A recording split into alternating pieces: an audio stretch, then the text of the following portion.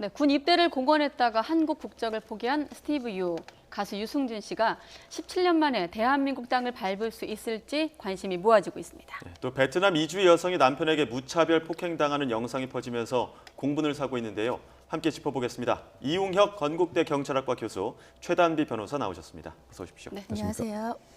네, 상고장을 제출한 지 2년 4개월이 지났다고 하더라고요. 네, 그런데 그 상고장 제출까지 과정을 좀 짚기 전에 왜 유승준 씨가 입국이 거부되고 있는지 한 번 더 정리를 해볼까요? 네, 이 유승준 씨 같은 경우에는 굉장히 이제 인기 연예인이었고요. 그 당시에는 공공연하게 나는 병역의 의무를 다하겠다라고 얘기를 하고 있었습니다. 네. 그런데 이제 일본으로 출국을 하고 일본에서 바로 미국에 가서 시민권을 취득하면서 우리나라에서의 병역의 의무를 다하지 못하게 됐어요. 그래서 그 당시에 굉장히 파장이 컸고요.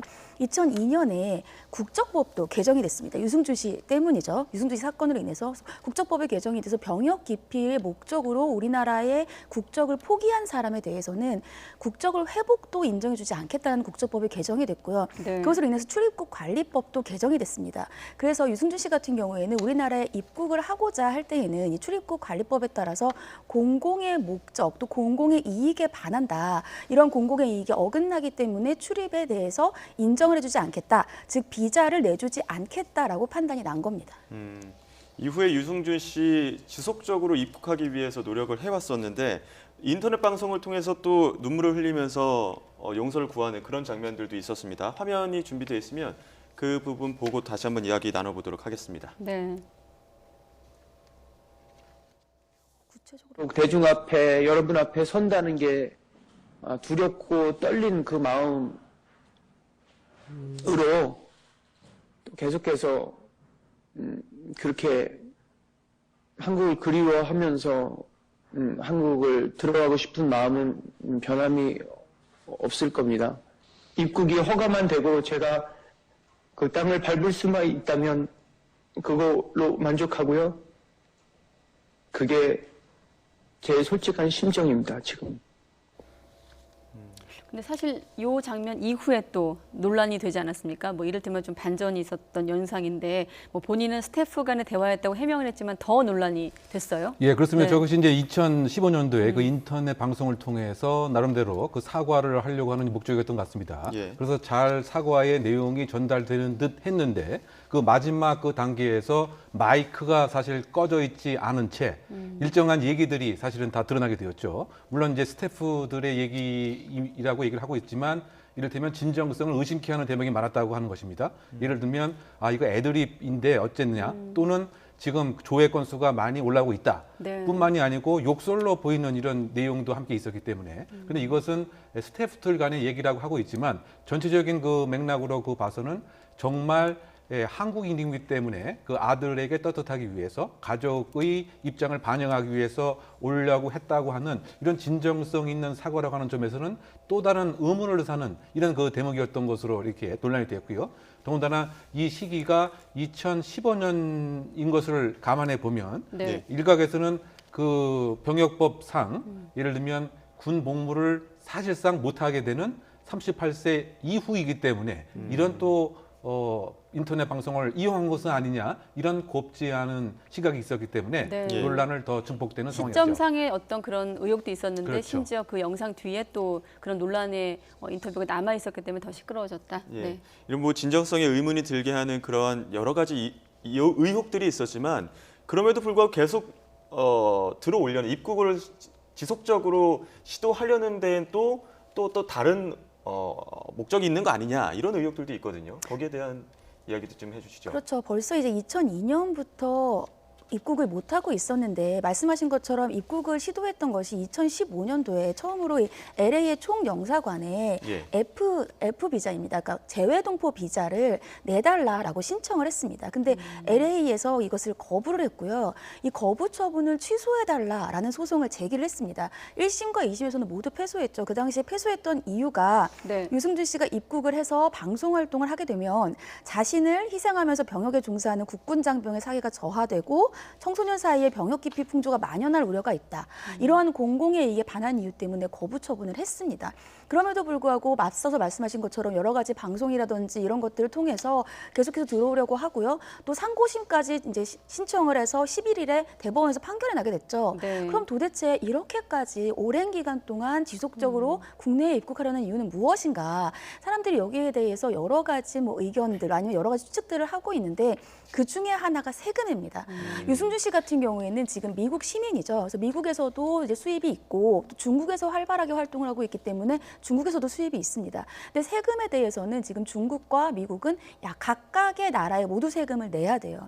그런데 우리나라에서 만약에 우리나라에 입국해서 우리나라의 세금이 만약에 우리나라에서 있을 때 수입이 생긴다라고 하면은 우리나라 같은 경우에는 해외에서 발생한 수입에 대해서는 세금을 부과하지 않습니다. 그렇기 때문에 우리나라와 미국에서 활동을 하게 된다고 하면 현재 중국에서 활동을 하는 것보다는 세금에서 훨씬 더 감면 혜택을 받을 수 있는 것이 아닌가 예. 이러한 이제 추측들도 있었는데요. 이 부분에 대해서 이제 유승준 씨는 한 인터뷰에서 뭐 이거는 최근에 시행된 뭐 해외금융 계좌 신고법이 있고 이것은 우리나라 국적을 가졌을 때 되는 것인데 본인이 원하는 것은 우리나라의 국적 회복이 아니라 우리나라의 재외동포로서 들어와서 활동을 하고자 하는 것이니까 이 부분은 조금 억울한 부분이 있다. 그리고 본인은 조세 어려움을 겪고 있지 않다라고 해명을 한 바 있습니다. 네. 그래서 이제 1심과 2심 재판부는 유승준 씨에게 패소를 결정했어요. 그 내용도 정리된 내용이 있는 것으로 알고 있는데 결국 이 지금 재판부와 유승준 씨 쪽이 상충하는 부분은 재외동포법이잖아요. 네. 근데 그거를 좀 더 설명을 해주시죠. 일단 이 유승준 씨와 주 LA 총영사관 측이 이 부분에 대해서 굉장히 첨예하게 대립을 하고 있어요. 먼저 네. 한 3가지 정도의 쟁점이 있는데 첫 번째 같은 경우에 유승준 씨는 이 비자와 관련되어서는 재외동포법이 적용이 돼야 된다는 것입니다. 재외동포법이 적용이 된다고 하는 것은 지금 유승준 씨가 들어오지 못하고 비자 신청이 거부되는 근거가 출입국 관리법이에요. 근데 유승준 씨 측에서는 재외동포법이 출입국 관리법보다는 더 특별법이다. 그러니까 우선 적용돼야 되고 본인이 지금 입국이 거절되는 근거가 출입국 관리법인데 재외동포법에는 병역과 기피와 관련되어서는 어떠한 규정이 없기 때문에 재외동포법을 적용을 해서 본인에게 비자를 발급해달라고 주장을 하고 있고요. 네. 반면에 LA 영사관 측에서는 출입국 관리법에 재외공관장이 재외동포에게 비자를 발급을 할 때에는 미리 입국에 금지됐는지 여부를 심사해야 된다는 규정이 있다는 것입니다. 그렇기 때문에 재외동포법에는 규정이 없다 하더라도 절차상 출입국관리법에서 이것을 심사를 해야 되고 따라서 출입국관리법이 적용되는 것이지 재외동포법이 적용되는 사안은 아니다라는 것이고요. 두 번째는 이제 유승준 씨와 유승준 씨의 아버지는 이번에 이 비자 거부 처분 취소 소송과 관련되어서 나와서 진술을 할 때 미국의 시민권을 취득하는 과정이 자의적인 것이 아니라 타의적인 것이었다. 즉 그 얘기는 아버지와 목사님이 설득을 해서 어쩔 수 없이 한 것이지 절대 병역 기피의 목적이 아니었다고 주장을 했습니다. 근데 여기에 대해서 영사관 측은 어떻게 반박을 했냐 하면 먼저 시민권을 취득하기 위해서는 관련 서류들을 내야 되는데 여기에 본인의 서명이 반드시 필요하다는 것이에요. 거기에다가 아버지는 마지막으로 선서만 남겨두고 있는 상황에서 들어와서 타의적으로 어쩔 수 없이 시민권을 취득했다고 하지만 선서를 하기에 앞서서 이 본인에게 인터뷰를 하는 과정이 있는데 네. 그렇다고 한다면 본인도 적극적으로 시민권을 취득하지 않았는가. 그렇다고 한다면 타의에 의한 것이 아니고 병역 기피의 목적이 있다라고 주장을 했고요. 마지막으로 유승준 측에서는 이러한 모든 사정을 국내에서 해명할 기회를 얻게 해달라. 그 정도는 할 수 있지 않느냐라고 주장을 했습니다만 최근에는 인터넷이 발달되어 있고 하기 때문에 굳이 국내에서 들어와서 해명할 필요는 없고 여러 가지 언론을 통해서 미국 내에서도 충분한 해명의 기회는 가질 수 있다라고 상반된 입장을 보였습니다. 예. 또 한편 일각에서는 뭐 도박, 마약 이런 혐의를 갖고 있었던 연예인들도 방송에 복귀를 하는데 상대적으로 봤을 때 입국조차 거부하는 거는 조금 가혹한 거 아니냐 이런 의견들도 있는데 어떻게 보십니까? 네, 뭐 그렇게 합니다만 어쨌든 그 우리 대한민국 사회에서 군대 문제는 상당히 그 민감한 이슈 중에 그 하나인 것으로 네. 그 이유가 아닌가 생각이 됩니다. 그래서 이번에 그 1심, 2심에서 패소한 가장 큰 이유도 자신을 희생하는 국군 장병의 사기를 저하시킬 이유가 있다라고 하는 점이라든가 또는 그 연예인으로서 청소년들에게 많은 직간접적인 영향력을 끼치는데 혹시 청소년들 사이의 병역 기피 풍조가 조장될 우려가 있지 않는 것이냐. 따라서 다른 연예인들이 여러 가지 그 도박이라든가 불륜이라든가 뭐 성적 비행이라든가 그거하고는 조금 이제 궤를 달리해서 이제 평가를 하고 있는 뭐 이런 상황인 것 같습니다. 다만 이제 그럼에도 불구하고 지금 17년 동안 사실상 불이익 아닌 뭐 불이익을 뭐 받았다고 본다면 어느 정도 지금 입장에서는 좀 전향적으로 생각할 가능성도 있지 않는가. 더군다나 그 대법관들의 성향이 과거보다는 조금 변동됐기 때문에 뭐 그럴 가능성도 뭐 배제하고 있는 것은 하지 않을 수 없는 것은 아닌가 생각이 됩니다. 네. 어쨌든 이제 다른 연예인들과는 좀 외 17,000명의 소위 예. 그 국적 포기를 통한 병역 그 기피 사범 중에서 이를테면 왜 유승준 씨에게만 이렇게 높은 기준을 가져가느냐, 여기에 대해서는 사실상 지금 논란이 좀 증폭되고 있는 것이기 때문에 네. 따라서 이번 11일 날 대법원에서 최종 결정이 어떻게 될지 관심이 집중되는 이유가 아닌가 이런 생각이 됩니다. 네, 1, 2심 재판부 설명에도 나왔습니다만 또 교수님 얘기처럼 그런 좀 국민적인 정서 부분이 좀 반영된 1, 2심 판결이 있는 것 같은데 대법원에서 조금 사고를 전향할 수도 있다 이런 전망하셨는데 변호사님은 어떻게 보세요? 저는 교수님과 생각이 조금 다릅니다. 일단 현재 이번에 갖고 있었던 모든 근거가 국적법과 그리고 출입국 관리법이고요. 이런 모든 것들을 봤을 때 공공의 이익에 반하는 것, 또 국적법에는 병역의 기피를 목적으로 하는 것이 공공의 이익에 반한다라고 함께 써 있어요. 그렇기 때문에 이러한 모든 법들을 근거로 했을 때에는 입국 거부, 즉 비자 거부, 지금 입국 금지가 아닙니다. 비자 거부 처분을 취소해달라는 것인데 비자 거부에 대해서 입장을 일리신과 달리 번복할 것 같지는 않고요. 문제는 이 유승준 씨 같은 경우에 17년간을 이렇게 지속해서 입국을 금지할 이유가 있느냐, 너무 한 사람에게 과도한 것이 아니냐라는 얘기가 있는데 네. 입국을 금지하는 것이요. 관광 비자로도 못 들어오는 것은 아닙니다. 입국은 할 수 있어요. 근데 지금 유승준 씨가 거부 처분을 신청한 것은 F4 비자라고 해서 재외동포 비자이고요. 재외동포 비자는 우리나라의 국적을 가지고 있다가 우리나라의 국적을 이제는 이제 버리고, 그러니까 뭐라고 할까, 국적을 이제 없애고 외국까지 가서 사는 사람들, 이제 재외동포라고 하죠. 이 재외동포들이 다시 우리나라로 들어와서 활동을 할 때에 많은 편의를 제공하는 비자입니다. 그렇기 때문에 일반적인 업무 비자보다도 훨씬 더 많은 편의가 있고요. 들어와서 업무를 보거나 영업을 하거나 소위 연예인 활동도 다 할 수 있어요. 근데 그러한 비자를 허용하지 않는다는 것이지 입국 금지 자체가 전면적으로 되는 것은 아니라서 이러한 부분들은 그렇게 개인의 이익을 과도하게 침해한 것으로 보이지도 않고, 특히 이러한 병역과 관련된 부분은 개인의 이익과 공공의 이익 중에서 공공의 이익을 더 우선하는 것이 일반적인 법원의 입장이라 대법원의 판결이 번복되기는 좀 어렵다라고 보입니다. 예.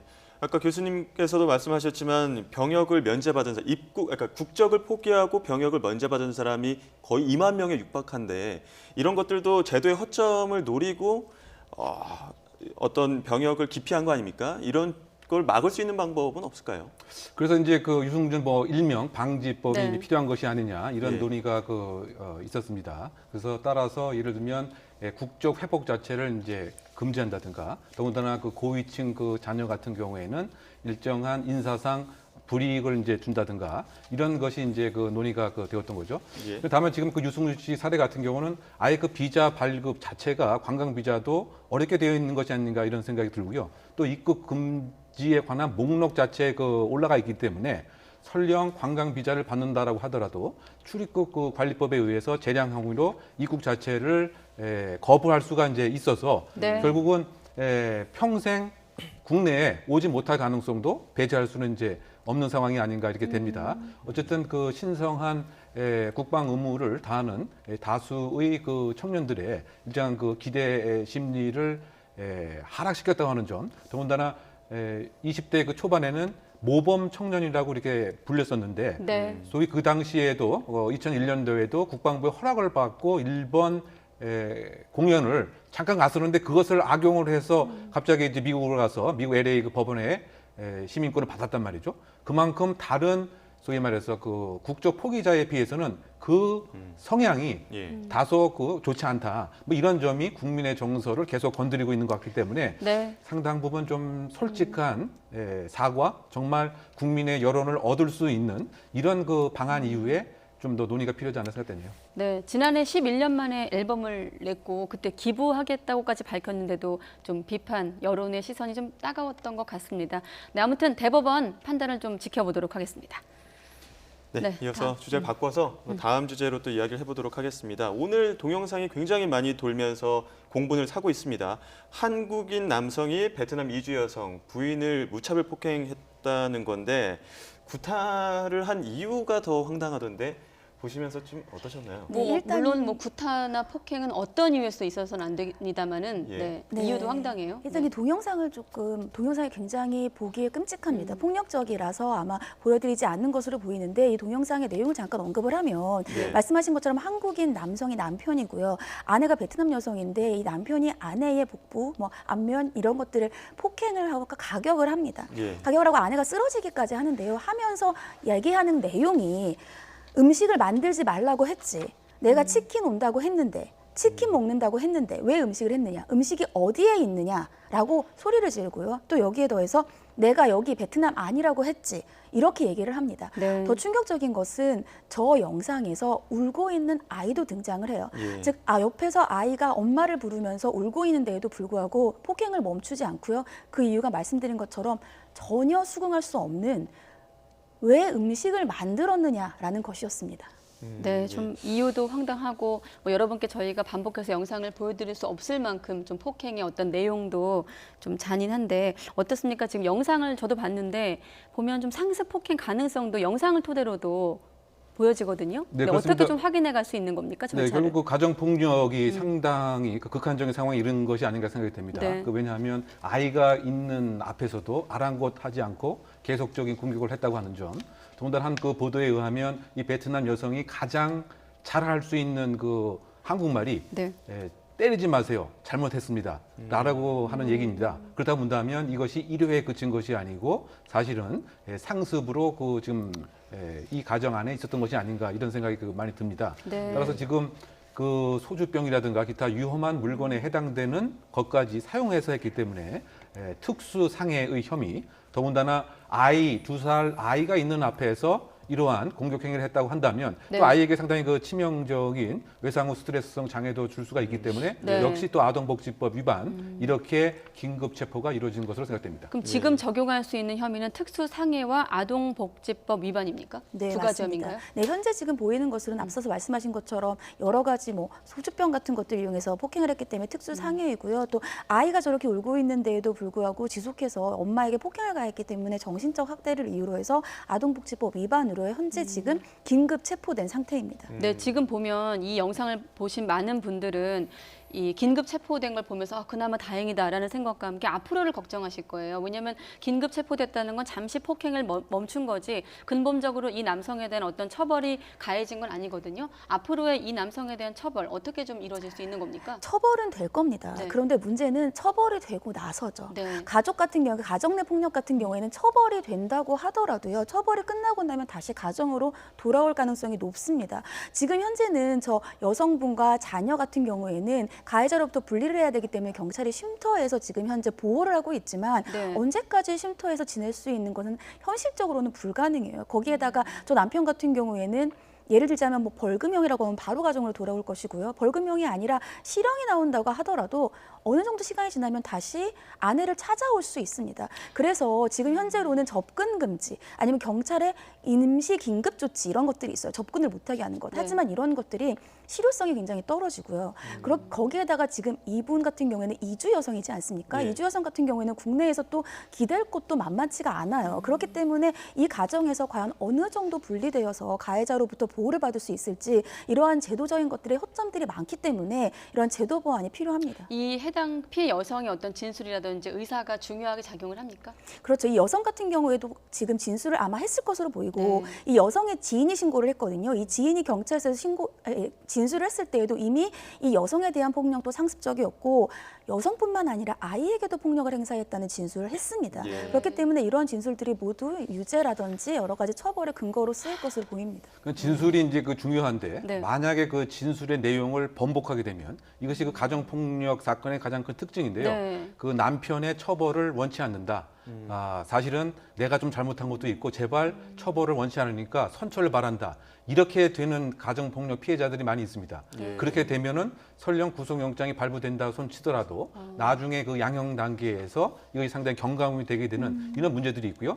또 그 남성들의 입장에서는 어떻게 하면 가정폭력 피해자들을 잘 설득하는지 아주 구체적인 방안도 잘 알고 있는 것이 가정폭력 그 범죄의 가장 큰 이제 문제입니다. 그래서 외국 같은 경우에는 의무적 체포와 의무적 기소를 원칙으로 하고 네. 피해자의 그 진술은 사실상 가정폭력에 있어서는 많이 고려를 하지 않고 엄벌주의로 나가는 것이 그 보통인데 네. 국내에도 이제 그런 그 양형에 대한 정책이 필요합니다만 합의를 했다고 하는 또 이유로 처벌을 원치 않는다고 하는 이유로 마땅히 받아야 될 가정폭력의 처벌이 다소 양형 단계에서는 완화되는 이런 부조리가 있긴 한데 이것은 네. 조금 개선돼야 할 부분이 의무적 체포라고 하면 뭐 피해자든 가해자든 진술 여부 관계없이 이런 사건이 발생했을 때 그렇죠. 원칙적으로 체포를 원칙을 하고 부득이 체포를 하지 않는 경우에는 경찰이 그것을 소명할 수 있는 사유서를 꼭 작성해야 되는 것이죠. 네. 또 그 기소 단계에 있어서도 우리처럼 이제 검찰의 재량을 우선시하기보다는 의무적 기소를 이제 원칙을 합니다. 네. 이것은 뭐냐면 가정폭력 사건이